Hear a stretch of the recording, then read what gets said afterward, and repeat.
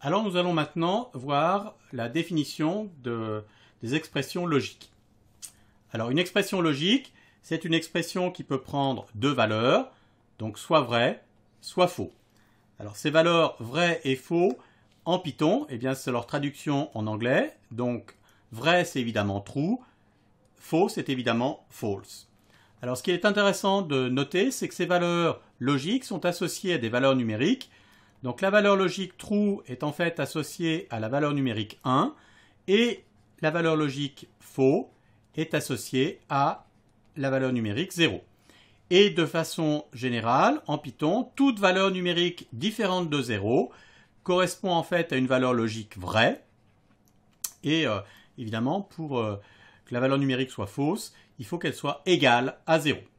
Alors pour manipuler ces expressions logiques, eh bien j'ai les opérateurs booléens classiques, donc le et, donc and en Python, ou le or en Python, et la négation, c'est not en Python.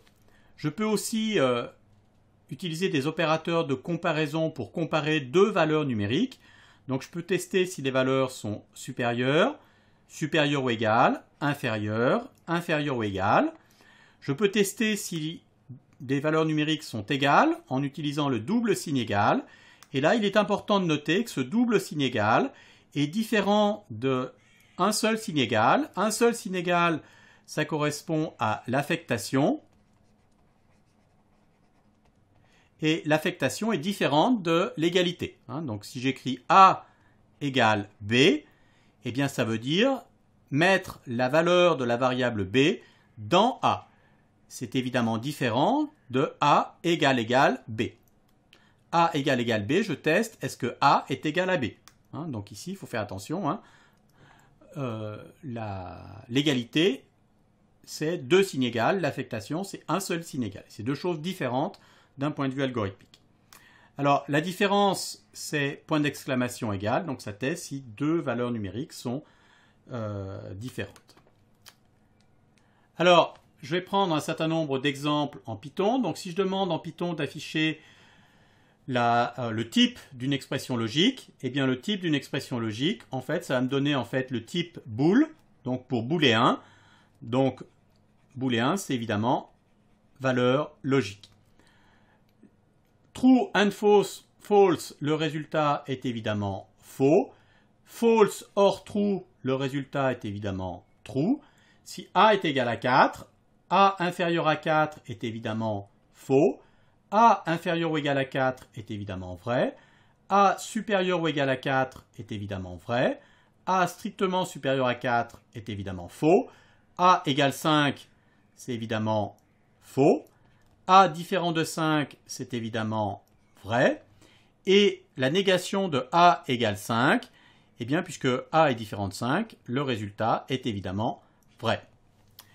Il est intéressant de noter que si je fais true plus false, donc je fais la somme de deux valeurs logiques, eh bien true plus false, le résultat, eh bien je le vois ici, true plus false, le résultat c'est 1, donc j'ai bien 1 plus 0 qui me donne 1. Alors, on va passer maintenant à la définition du test conditionnel. Donc le test conditionnel suppose que je vais me donner une condition. Donc le test ici, c'est la valeur d'une expression logique. Donc ici, j'ai une expression logique et je vais tester la valeur de cette expression. Donc si cette expression logique est vraie, true, eh bien je vais exécuter la série d'instructions 1. Donc j'exécute cette série d'instructions. Donc je passe par cette suite là. Si au contraire, eh bien ici la valeur logique est false ou faux, eh bien je vais exécuter la série d'instructions 2. Donc je vais suivre ces lignes-là. Et puis à la fin, je vais exécuter l'instruction qui suit mon test, c'est-à-dire l'instruction 3.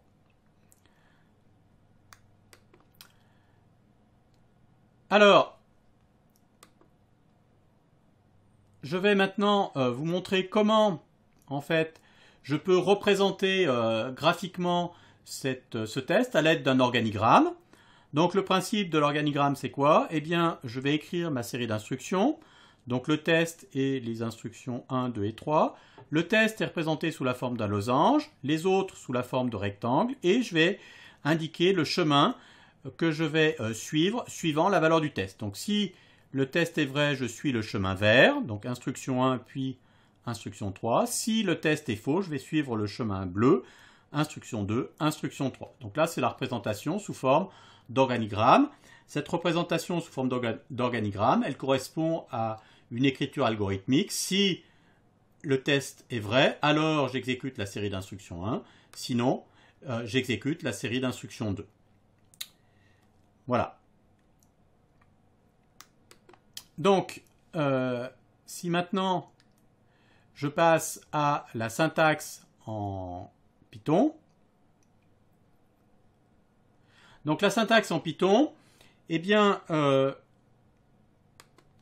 si va être traduit en Python, représenté en Python par un if.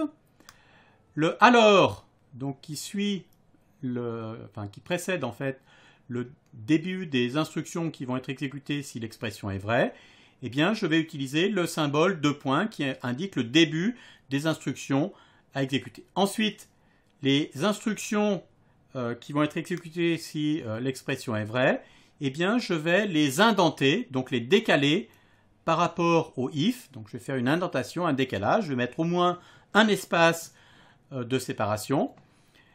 Ensuite, le sinon, eh bien, ça va être évidemment le else en Python. Et je retrouve en fait le symbole de point qui m'indique en fait le début de la série d'instructions qui va être exécutée dans le cas où l'expression est fausse. Et à nouveau, cette série d'instructions, eh bien, je vais la décaler par rapport au else. Donc je vais faire ce qu'on appelle une indentation. Vous voyez que je n'ai pas de symbole représentant le fin si sous Python. Le fin si est simplement défini par le fait que eh bien, les instructions qui suivent le test ne sont plus indentées. Et vous voyez qu'elles arrivent au même niveau que le if et le else. Donc c'est la fin d'indentation qui définit en fait la fin du test. C'est la syntaxe Python qui utilise beaucoup l'indentation du programme, ce qui permet en fait une meilleure lisibilité du code Python. Alors, si maintenant j'écris des petits programmes Python, eh bien, il faut que je fasse attention à deux choses. Donc la première chose, c'est l'indentation et le symbole de point. Donc ici, j'ai écrit un petit programme Python et vous voyez que ce programme Python, il a en fait deux erreurs. Donc il y a une première erreur qui est détectée immédiatement par l'interpréteur Python qui me dit qu'il y a une erreur de syntaxe. Il me dit que c'est une syntaxe invalide. Et qu'est-ce que je regarde? Ce que je vois, c'est qu'en fait, j'ai oublié de mettre deux points après le else. J'ai une deuxième erreur que je remarque ici, c'est que le print ici, je ne l'ai pas indenté. Donc en fait, ce qu'il faut, c'est que j'indente ces instructions. Donc comment je vais faire?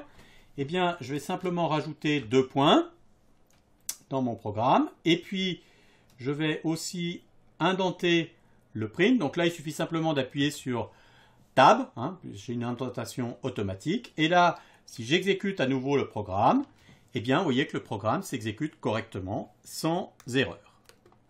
Alors, je vais terminer par un petit exemple d'application. Cet exemple d'application, c'est écrire un programme qui me teste si un entier P est pair ou impair. Donc d'un point de vue algorithmique, eh bien, je vais utiliser la propriété suivante, qui est que P est pair. C'est équivalent mathématiquement à dire que P est divisible par 2.